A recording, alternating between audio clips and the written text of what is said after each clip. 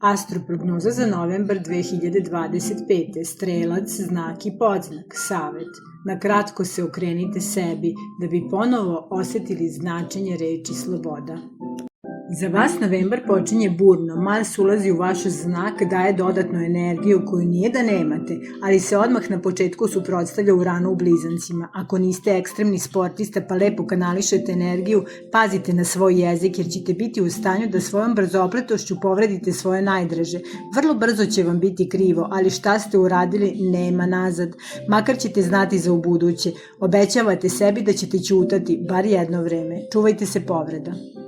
Sredinom meseca poučeni posljedicama sa početka povlačite se u sebe što vam upravo i treba. Merkur je retrogradan, te ne treba da nastupate javno, već se pripremite za vreme koje dolazi. Nađite mir u sebi, posvetite se duhovnom radu i budite svesni promene u vama. Postajete sabrani, jasni i stabilni.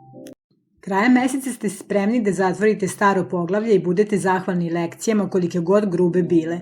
Pre samog početka vladavine vašeg znaka dešava se naprasno oslobađanje jer sve ovo do sada niste bili vi. Kao da ste srešli sa sebe introspekciju i ulazite u novo poglavlje srećni, ali ne i isti.